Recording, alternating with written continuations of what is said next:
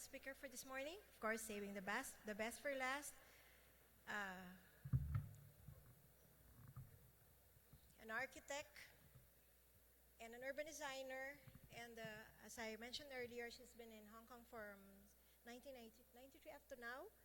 And then she's the director for East Asia office of the Skidmore, Owings, and Merrill. And she's currently the leading the SOM business development effort in the Southeast Asia. May I have the honors of introducing architect Amy M. Engelhart.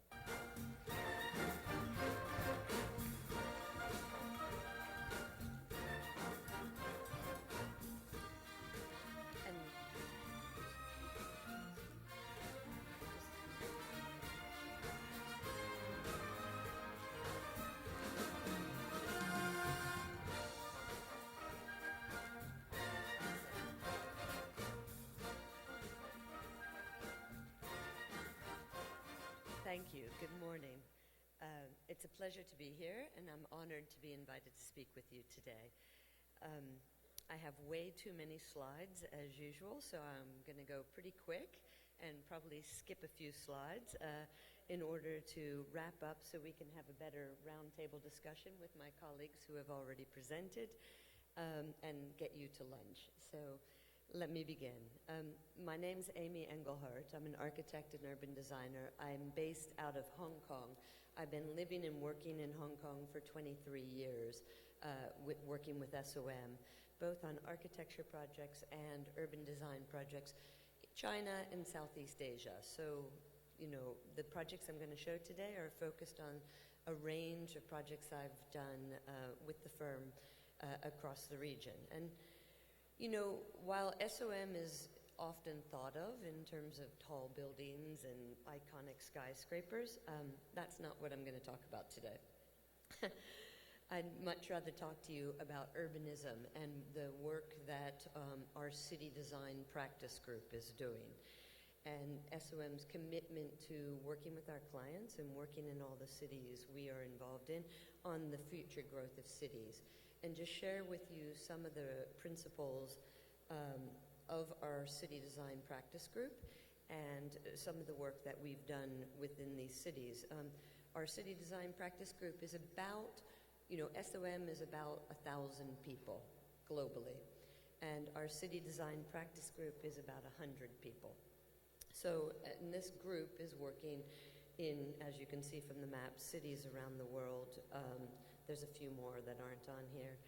And, designing large swaths of the planet. And so because we're working in so many different cities globally and we share that within the practice group, we've taken away a lot of lessons about the planet and urbanism. And it's a very collaborative effort. We collaborate both with city governments and planning bureaus and private property developers. And our planning work, the scale and density from, let's say, a 4-hectare project to a 400,000 hectare project to the design of an entire nation, it ranges greatly. And so I'm just going to go through, a few of these things. Whether we're working in Beijing or Singapore or Dubai, very, very different challenges urbanistically across the board. And we look at new transportation systems, whether it's China's high-speed rail line or new engineering infrastructure to improve the accessibility of cities. Looking at new science and how new science is affecting our work. New energy and how important new energy is to our city design practice work. Innovations in personal mobility, intelligent farming, and leveraging big data. We can be a lot smarter about that work we do now because we have access to much more information than we ever did before. And we strive to use that information intelligently to inform our work. And whether it's, again, at the building scale, an individual tower, the first skyscraper of China, or a new skyscraper for China, a net zero energy building, or a district, a project like Taiping Jiao, Jintendi, a neighborhood, or a larger financial district in Beijing, or a university campus and an art research and development hub. The range and diversity of type of projects we've gotten to work on throughout the region is wonderful, and it helps us do better when we're designing cities. So if we're working on the entire master plan for the city of Shenzhen, we can bring to bear the lessons we've learned from cities around the world. And so in China, you know, we've been doing work at the city scale in China for 25 years, the entire time that I've lived and worked in Hong Kong. And of course, the rate of urbanization and the population density has presented unique challenges for us at all scales of this work. The fast-growing middle class, looking at the environmental challenges that face China, Southeast Asia, the carbon footprint of our cities and dealing with the pollution. And really the goal is looking at floods and stormwater management. And so many of the cities we're working in have just profound environmental challenges.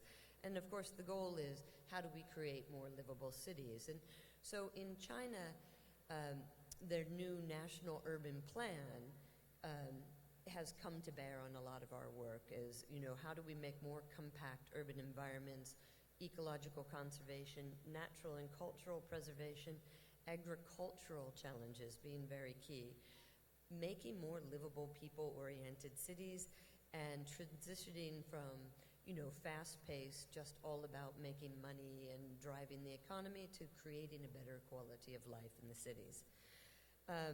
And unfortunately, the pace of urbanization and the land growth has created some pretty poor urban environments. And in addition to that, the loss of the farmland and the compromising to the ecology of the cities has been a huge problem in the larger urban growth strategy.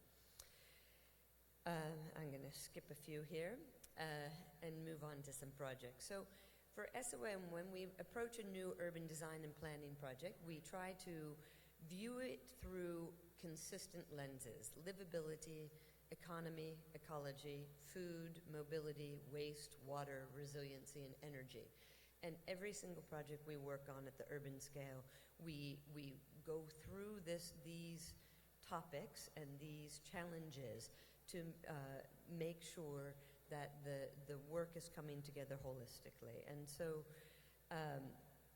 you know, in China, we look at the density of the cities we're working on, preventing more urban sprawl, and looking at smarter growth practices across the board.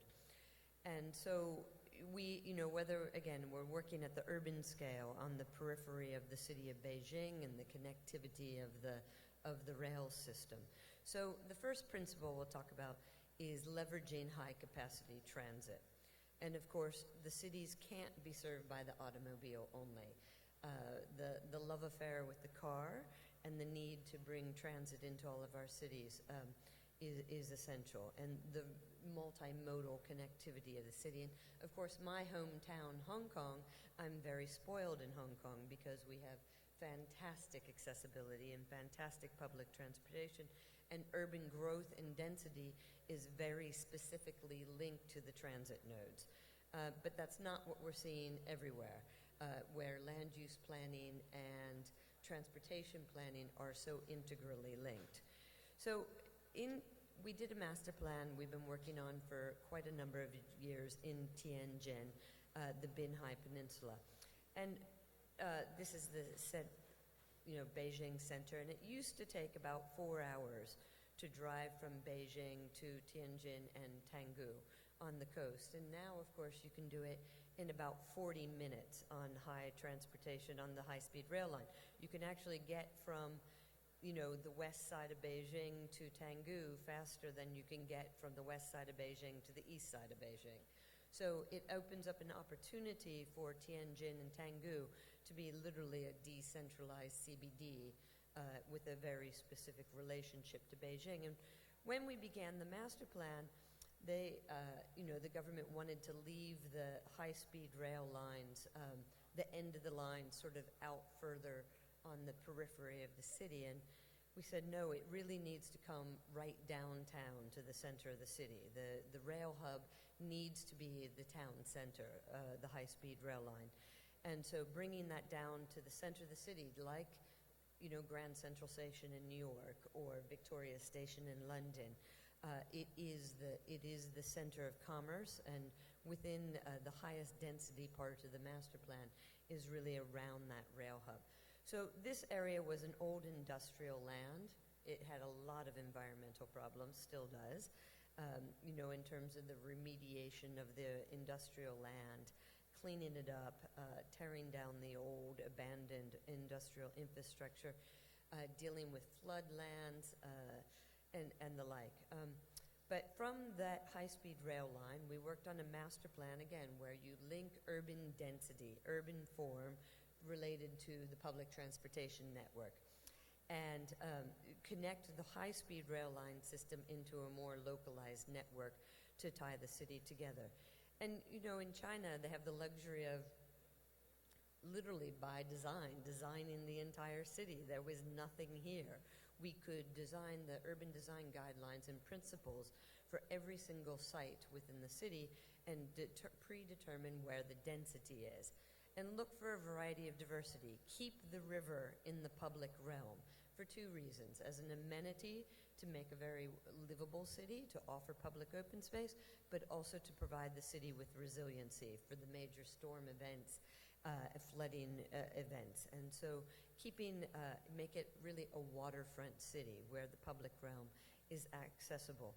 Looking for diversity of neighborhoods. How do we create one type of district along the waterfront, another type of hotel and tourism district related to an exhibition center, a wonderful shopping street that's very walkable and compact, and by design creating a diversity of neighborhoods. And again, the goal is ultimately to create a high quality of urban life rather than just its very utilitarian industrial history before that. And of course, the train station again, bringing the train lines into the center of the city, and within the platform of the rail system is where the highest density development of the city is, and that is where jobs are.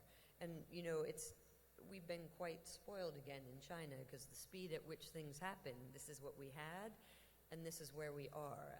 The growth is just phenomenal, how they build things.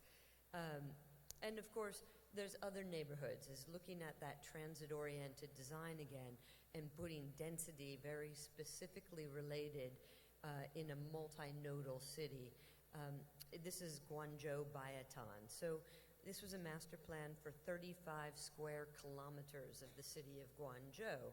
And when we came to the project, the existing master plan was very poor because the land use planning wasn't associated with the transit.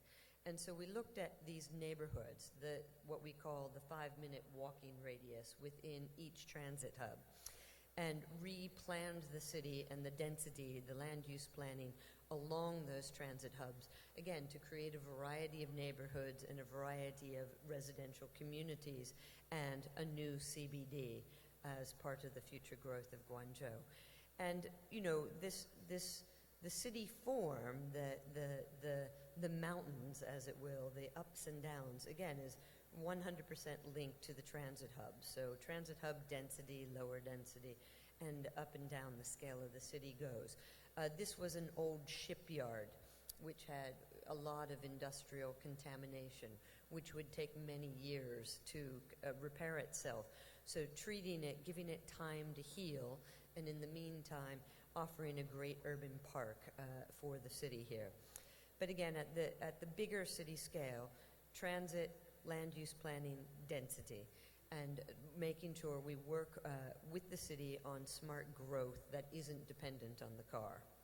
So that takes us to urban form and different forms of density. Again, density doesn't mean that you have to have this. You don't have to have soldiers endlessly marching facing south. You don't have to have block after block of highly repetitive urban form. And we see this all over China, and we're starting to see it in other cities we're working in Asia. In addition to the blocks is this completely oversized street network. And, you know, when we inherited the Bayatan master plan, again, this is the urban grid we inherited compared to the urban grid of, let's say, San Francisco or Chicago or New York. The oversizing of the street and the overly large block sizes are what causes the traffic jams. Bigger streets don't solve traffic. They actually are what creates the traffic.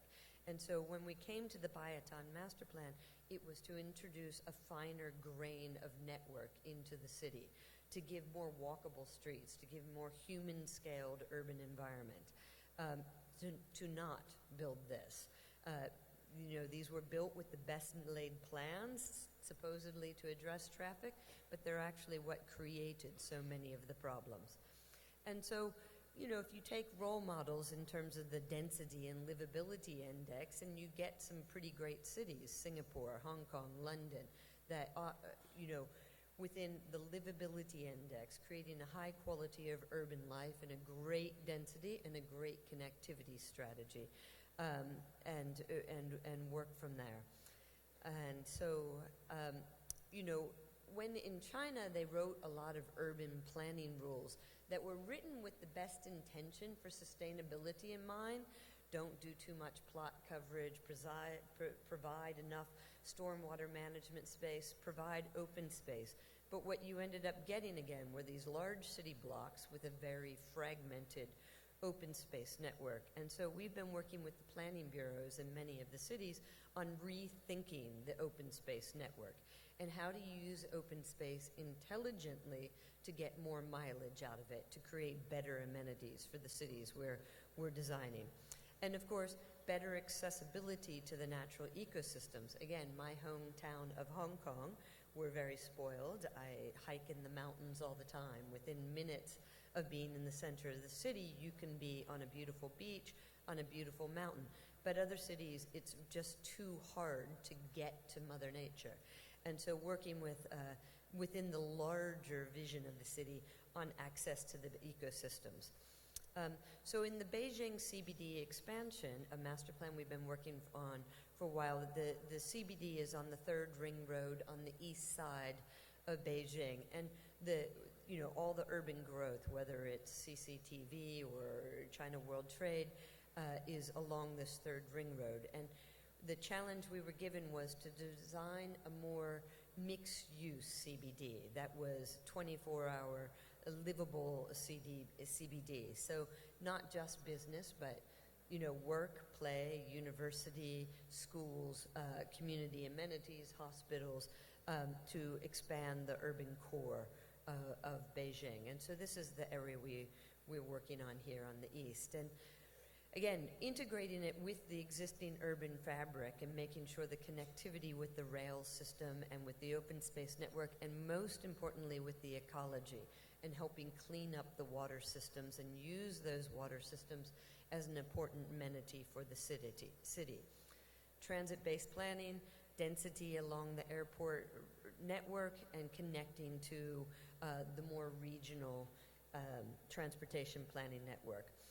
And a variety of scales and typology of urban form. It is not all landed houses and skyscrapers, but a whole variety of different types of living. Looking at the overall performance of the city, testing the computational fluid dynamics of the heat island effect, making sure we have using wind as our friend in the urban design.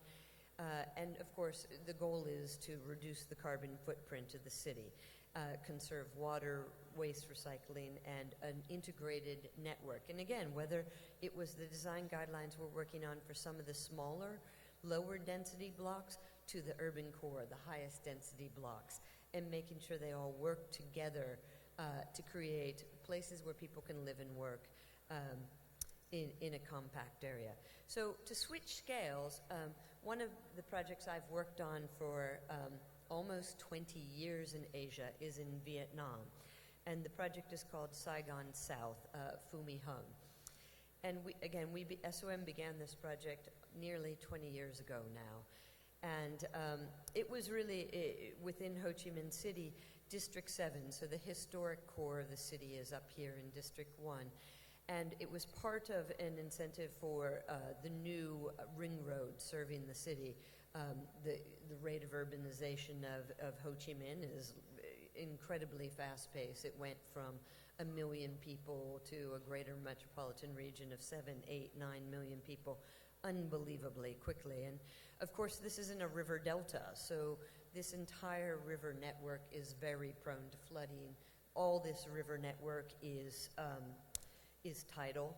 And so as we developed this ring road, it was looking at a strategy along this ring road to deal with the river delta and the ecology of the city and identify appropriate opportunities for urban growth and make sure we had enough open space and stormwater network to deal with the river delta, but identify very specific parcels of very large land. Again, this master plan is at about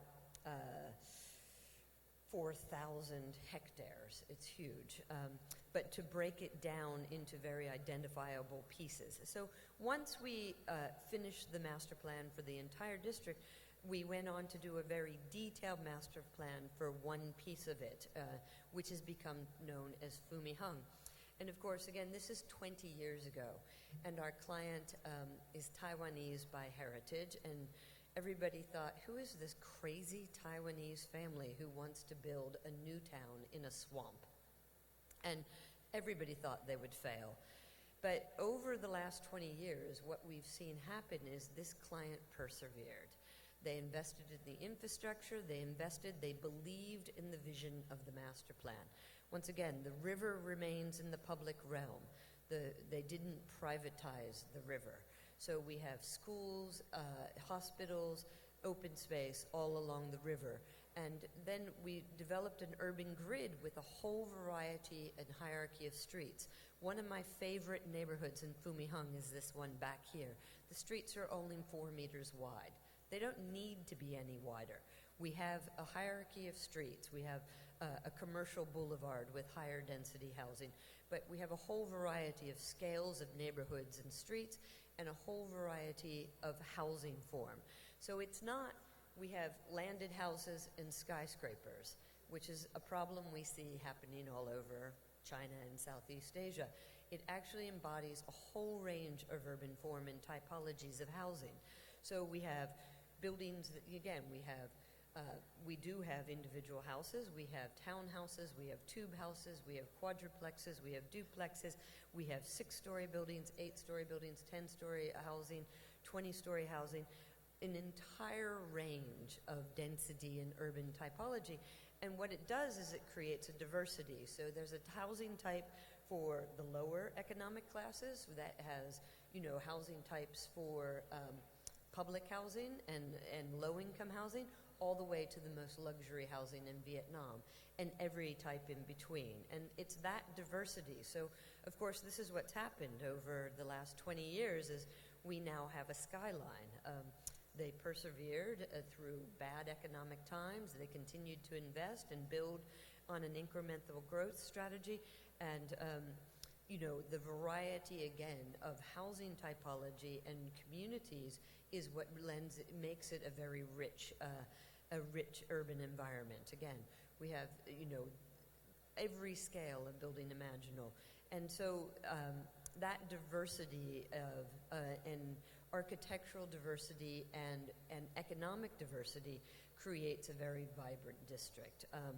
And, we're very pleased. The Urban Land Institute awarded Fumihung Saigon South one of the global awards for excellence recently to acknowledge that, they persevered through very challenging economic times to create a wonderful, diverse, mixed-use district.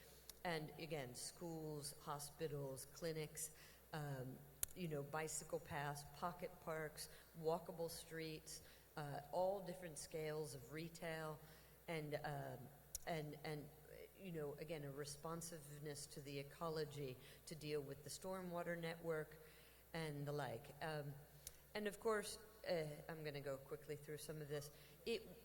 the phasing plan was key. You know, you couldn't develop 300 hectares that quickly. So they actually safeguarded some of the most valuable pieces of land until much later in the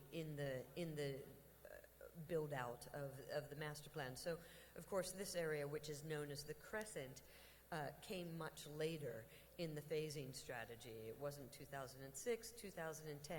And so they could bring online, the Vietnamese didn't shop in shopping malls. There was no point in building a mall until the economy and the way of life changed and grew into it. So they only started to build certain types of office buildings, a shopping mall, much, much later in the phasing plan as the economy grew and the way of life began to transform.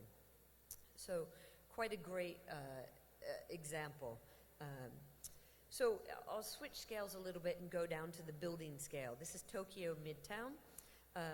Very rare in the Roppongi Hills to get a big piece of land. The Roppongi Hills, you know, you're lucky if you get a tiny, tiny little parcel developed. But we were incredibly fortunate to be part of this project and work with Mitsui Fudosan. It was the old Japanese army garrison. And so we had a very sizable piece of land. And once again, transit planning is key. The metro system, the subway, comes with a station, the Roppongi Hills station. The metro system connects directly into the parcel. And so you come up from underground, transit-oriented design again, up from the underground subway system. We create this plaza that links the whole network of buildings together. We have office, we have a Ritz-Carlton hotel, we have 3 residential buildings, we have shopping, and we have a whole series of cultural amenities. There's actually 3 museums on the site. And while SOM was the master planner and the master architect, in the end, in the architectural scale, SOM did the 3 main buildings, but we collaborated with a number of other architects and landscape designers on the overall vision for the development.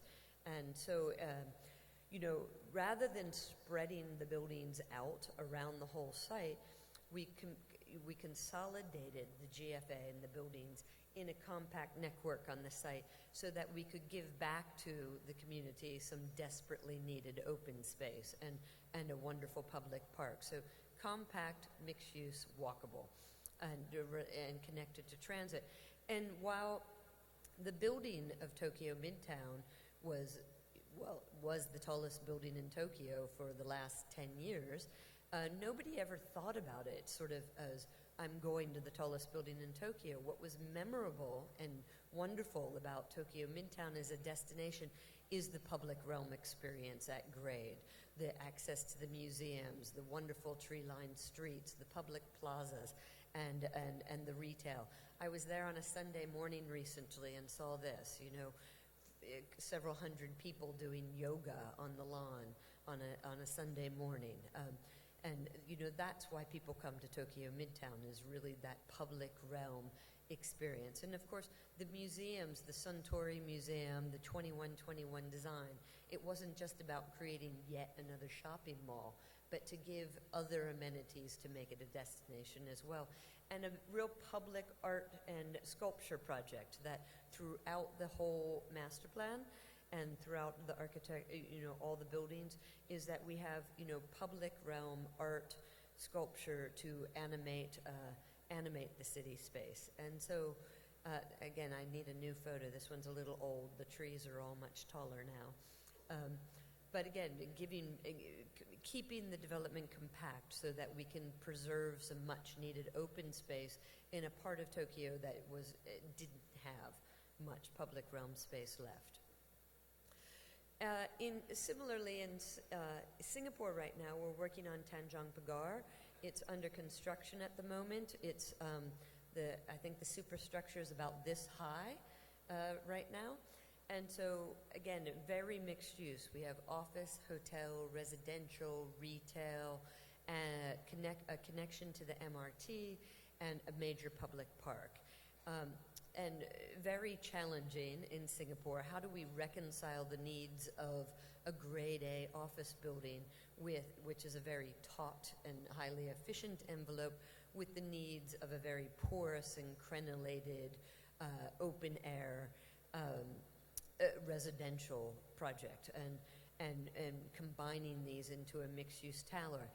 And what role does this building have an opportunity to play on the skyline and within the city, where it plays a very transitional role in the city, close to the CBD, opposite Capitol Tower, so at the city scale, but then directly adjacent to Tanjong Pagar and the historic core of the city, the Chinatown and the historic fabric of the city. So to transition from city scale to historic and residential scale, and the building massing and articulation tried to respond at a larger city level. And again, public transportation being everything, we are connected to the MRT station, and our role is to not just to design a building, but to design a major transit hub and park in this part of Singapore. And so again, you have that very complex mixed-use environment. We have the MRT line below grade, the concourse with retail coming up, the car parking, and this wonderful public park that we've designed above grade. And it's called a city room. It's required by the Singaporean government, and a 24-hour open space that the developer has to give back to the city and maintain as a public realm space, for the residential communities as they transition into the CBD. And so, we're very excited about this project as it comes up and is being built. Looking at, the programming of this park is again, similar to Tokyo Midtown, an opportunity to create a very focal destination in Singapore, very lively, with a different variety of uses and sculpture and landscape. And so we're hopeful that this park, Tanjong Pagar, will be as successful as Tokyo Midtown.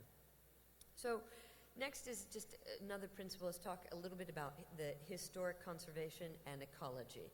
And we've been very fortunate in China, again, whether it's Taipingqiao Jintendi, looking at I first came to Taipingqiao in 1997, 98, and this is, of course, what it looked like, and what it's become today. And the hard choices that came with that. How do we turn the whole, the fabric of the city that had no power, no water, no sewage system, and create a destination? We weren't on Huahai Road. We weren't on Nanjing Lu. How do we create something that's not on one of the major destination boulevards in China, pull them off of the boulevard, and bring them into a new urban center? And create a destination out of some of the historic fabric of the city, create an open space and a park, and then allow density to grow up it. And so, based on the success of Taipingqiao in Jintendi, we went on to do many more of these projects in various cities across China. And again, it was how to maintain some of the historic fabric, establish it as a destination, and introduce the new. And, they're very hard and difficult choices. You can't save everything. We pulled out some bad teeth in order to allow some good teeth to maintain and grow. And of course, it's very expensive and frankly not economically viable to simply go in and restore the urban historic core, but by allowing new growth in direct adjacency to the historic core, the new growth pays for the historic conservation of the old, and then the two end up with a very good symbiotic relationship. People want to live, work, and stay in the hotels, in the new part of the city that enjoys a good relationship to the historic core, and reviving that accordingly. And so this is another project we've worked on in Hainan, Haikou, the arcade district. Again, all the same principles. Responsiveness to ecology, helping to clean and remediate the damaged water systems, and make sure those damaged water systems have a way to function the way they did historically with relationship to the major river network. How transit-based planning, the density is associated with the metro stations. We build a shopping street, compact, mixed-use, walkable, creating neighborhoods that are based around transit nodes, and building up the diversity and density of the city with different neighborhoods. So these recurring themes come across all of our work. So this, I'll end with one more project. This one's about farming. So, what we see is with so much urban growth is and so much urban sprawl is very critical urban farming lands are being lost around all the cities, whether we're talking about Beijing or Shanghai or Chongqing, also whether it's Kuala Lumpur, Jakarta, Ho Chi Minh, Hanoi, the problems of urban sprawl. So this particular project was looking again at a farming district in between Shanghai and Hangzhou, and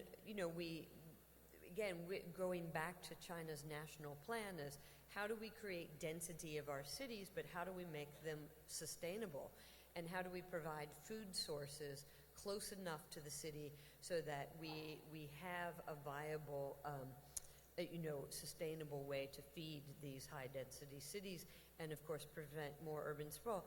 And the efficiency of the agricultural production is incredibly low because all the farmers are working, each man unto himself. The farming in China did not go through the industrialization, let's say, that farming in America went through. So we get a higher yield per kilometer or acre of farmland in America. And so we had this opportunity in Jiaxing. Again, this is Shanghai, and this is Hangzhou. And the rate of urbanization of Shanghai and Hangzhou, it's becoming a greater metropolis where the two cities start to, and Suzhou, blend together and become one megapolis. And, we are in a river delta here, so we're losing very valuable farmland as urban sprawl between these cities grows. And so this project in Jiaxing was focused on working with the community and with the farmers to create a higher yield farming district and create a better quality of life for the farmers. So again, looking at the site relative to, the urban core, we're outside the urban core, and of course what we see happening is the urban core is growing because of the rate of urbanization, and all this valuable farmland is getting gobbled up and lost. And so we have this opportunity to look at, again, the farm, the waters, and the livability, and work on strategies to increase the yield of the farming, improve the water quality. The water quality was what's called Category 5, which means almost positively toxic, because each farmer was carving out a tiny little canal to do his own irrigation of his own tiny little parcel. We have very inefficient water systems. So to rationalize the water systems and remediate the water systems, and to rationalize the living, because none of them are living with, again, sewage, all the modern amenities. So they're living in a dispersed manner. So to compact the living system, to bring them together and give them a higher quality of village life. And so these integrated villages and consolidated farm network was really key to the success of the project. And so taking all these small farms and consolidating them into larger farmlands, but a diversity of farmlands, whether we're doing agritourism and looking at community farms that each individual can still farm very close to the village, and then the larger, more efficient farms. So offering a variety of ways to continue to farm the land, and family farms, and and then creating a community so the farmers' quality of life improves, their children have schools to go to, they have clinics to go to. Again, compact, mixed-use, walkable community rather than the inefficient and low-service community to increase and the ability to keep them. The children don't all want to go to the big city. They actually can enjoy a high quality of communal life within the farm district.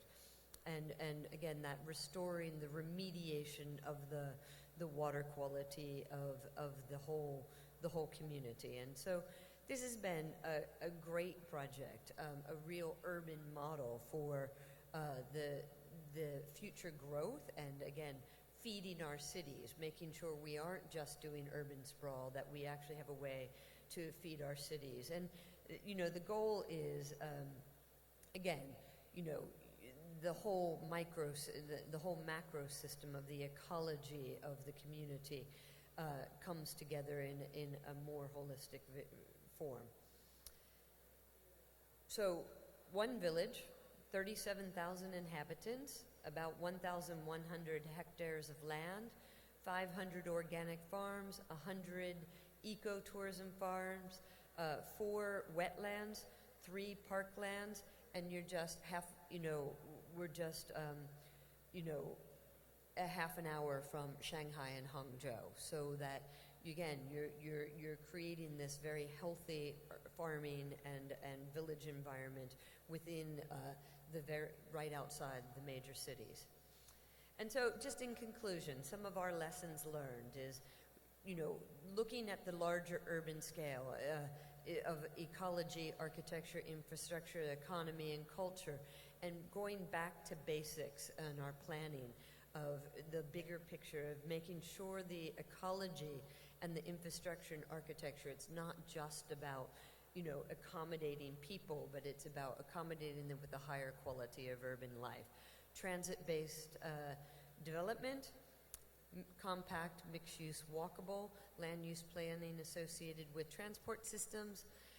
Again, a variety of transport systems, so we're modal, looking at our farmlands, taking the traditional villages, responding to the pressures of urbanization, avoiding urban sprawl, looking at ways to protect the outer ecology and create a high quality of urban life.